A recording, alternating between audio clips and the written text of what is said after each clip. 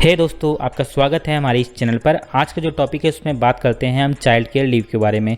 इसको हम सीसीएल भी बोलते हैं और हिंदी में बाल देखभाल अवकाश बोलते हैं। और यह किसको मिलता है? यह किसी भी सरकारी सेवक महिला को यह सीसीएल मिलती है, अर्थात उसके जो बच्चे होते हैं उनकी देखभाल हेतु या फिर उनकी परीक्षा या फिर एग्ज़ाम हेतु यह सीसीएल उनको देय होती हैं। ठीक है, तो चलिए अगली स्लाइड में चलते हैं और देखते हैं इसकी क्या क्या प्रतिबंध हैं और इसकी एप्लीकेशन जो है आवेदन पत्र कैसे लिखा जाता है इसके बारे में भी जानेंगे। तो चलिए अगली स्लाइड में चलते हैं। यहाँ पे देखिएगा प्रयोजन की बात हो रही है, मतलब किन प्रयोजनों पे हम सीसीएल ले सकते हैं। मतलब कि कोई भी सरकारी महिला सेवक सीसीएल ले सकती है अगर उसके बच्चों की परीक्षाएं हैं, मतलब एग्ज़ाम है, या फिर वो किसी वजह से बीमार हो जाता है बच्चा, तो उसकी देखभाल के लिए महिला सरकारी सेवक यह 730 दिनों में से कुछ दिनों की सीसीएल ले सकती है। ओके, अब किस तरह के कर्मचारियों को सीसीएल अनुमन्य रहती है?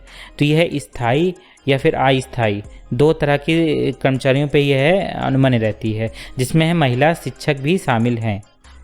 ओके, अपवाद क्या है? मतलब कि कितने बच्चों तक ये 730 दिनों का सीसीएल अनुमन्य रहता है?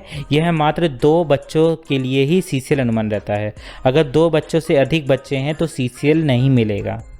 और साथ ही साथ इन दोनों बच्चों की आयु अगर 18 साल से नीचे है तभी सीसीएल का उपभोग किया जा सकता है अथवा नहीं किया जा सकता है। इसीलिए आपको ये 730 दिनों का सीसीएल जो है आपके दोनों बच्चों तक अगर आप इस्तेमाल कर लेते हैं तो ठीक है, अन्यथा ये सीसीएल आपकी बर्बाद जाएंगी। ओके, तो चलिए आगे हम देखते हैं अगली स्लाइड में। यह सीसीएल कितने टाइम के लिए मिलती है? ये लगभग 2 वर्षों के लिए सीसीएल मिलती है, अर्थात 730 दिनों की। ठीक है, और इसमें एक ये चीज़ है कि आपको मिनिमम 15 दिन तक अगर अवकाश लेते हैं तो आपको सीसीएल नहीं मिलेगी, तब आपको कोई दूसरा अवकाश लेना पड़ेगा। आपको सीसीएल लेने के लिए लगभग 15 दिन से अधिक की अवधि का सीसीएल लेना पड़ेगा, अर्थात अवकाश लेना पड़ेगा। ओके, और 15 दिन से अगर कम का लेना चाहते हैं तो ईएल अर्थात अर्जित अवकाश आप ले सकते हैं, अर्निंग लीव। ओके, अब एक चीज़ देखिएगा, यहाँ पे देखिएगा कुछ छुट्टियाँ जो हैं किसी अन्य छुट्टियों के साथ मिला के ली जा सकती हैं। फॉर एग्ज़ाम्पल मातृत्व अवकाश, जिसको हम मैटरनिटी लीव बोलते हैं। इसके बारे में मैंने आपको इससे जस्ट पहले वाली वीडियो में बताया हुआ है कि क्या होता है मातृत्व अवकाश। अगर वो वीडियो आपने नहीं देखा है तो ऊपर आई बटन पर मैं लिंक दे दूँगा, आप वहाँ पर जाके उसको देख सकते हैं। अब मातृत्व अवकाश के साथ यह कितने दिन के लिए मिलता है? ये आपको एक बच्चे के लिए 180 दिन के लिए मिलेगा आपको, अर्थात 6 महीने के लिए मातृत्व अवकाश मिलता है। और आप 180 दिन के बाद आप सीसीएल भी, मतलब बाल देखभाल अवकाश भी तुरंत ले सकते हैं, इसमें कोई दिक्कत नहीं होगी।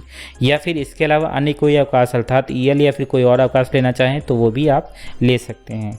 ठीक है, चलिए अगली स्लाइड में चलते हैं। इसमें देखिएगा, कोई भी अगर आप एप्लीकेशन लिखते हैं सीसीएल के लिए तो उसमें एक चीज़ ज़रूर ध्यान रखिएगा। आप उसमें जो है अगर आप ऐसी छुट्टियों का चयन कीजिएगा जिनकी छुट्टियों के पहले 2 छुट्टियां अगर पड़ जाती हैं और छुट्टी ख़त्म होने के जस्ट बाद 2 छुट्टियां पड़ जाती हैं तो आपको उसको सफिक्स और प्रीफिक्स में दिखाना पड़ेगा। ये सफिक्स प्रीफिक्स क्या होता है? यहाँ पे देखिएगा आपको, जैसे कि किसी सरकारी महिला सेवक ने 16 से 19 तक की छुट्टी ली तो उसने मात्र 4 दिन की छुट्टी ली और साथ ही साथ बता दिया कि उसने 14 और 15 का वह प्रीफिक्स ले रहे हैं और 20 और 21 की सफिक्स ले रहे हैं। इसको प्रीफिक्स और सफिक्स को मैंने आपको आगे वाली स्लाइड में आवेदन पत्र में डिटेल में बताया हुआ है।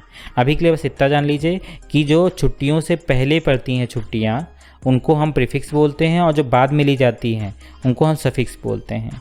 ठीक है, चलिए एक सरकारी महिला सेवक द्वारा जो आवेदन किया जाता है उसका प्रोफार्मा क्या होता है वो हम देख लेते हैं। ठीक है, इसमें देखिएगा, इसको हम प्राथमिका कार्यालय में संबोधित आवेदन पत्र बोलेंगे। यहाँ पे सेवा में लिखेंगे, कार्यालय का नाम पता लिखेंगे, महोदय और महोदया लिखेंगे। यहाँ पे लिखेंगे सविनय निवेदन है कि मेरे अवयस्क पुत्र ऑब्लिक पुत्री, मतलब कोई भी होगा, कि अर्धवार्षिक परीक्षा प्रारंभ हो रही है। परीक्षा के दौरान सहयोग करने के लिए मुझे बाल देखभाल अवकाश की आवश्यकता है। कृपया मुझे दिनांक इतने से इतने तक कुल 23 दिन का बाल देखभाल अवकाश स्वीकृत करने के साथ पूर्व में पड़ने वाले 10-11 सितंबर के द्वितीय शनिवार और रविवारीय अवकाश तथा अंत में पड़ने वाले 5 और 6 अक्टूबर के राजकीय अवकाश के उपभोग की भी अनुमति प्रदान करने की कृपा करें। ठीक है। यहाँ पे देखिएगा जो 10 और 11 की छुट्टी है इसको हम प्रीफिक्स बोलेंगे, और जो बाद में पढ़ने वाली छुट्टियाँ हैं इसको हम सफिक्स बोलेंगे।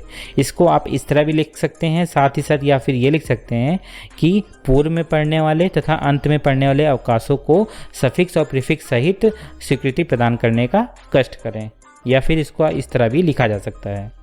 ठीक है, तो इस आवेदन पत्र की आप स्क्रीनशॉट भी ले सकते हैं, या फिर इसको पॉज करके आप इसका आवेदन पत्र अपने कार्यालय को लिख सकते हैं CCL लेने के लिए। तो आज के लिए बस इतना ही, आपसे मिलते हैं नेक्स्ट वीडियो में। अभी के लिए नमस्कार।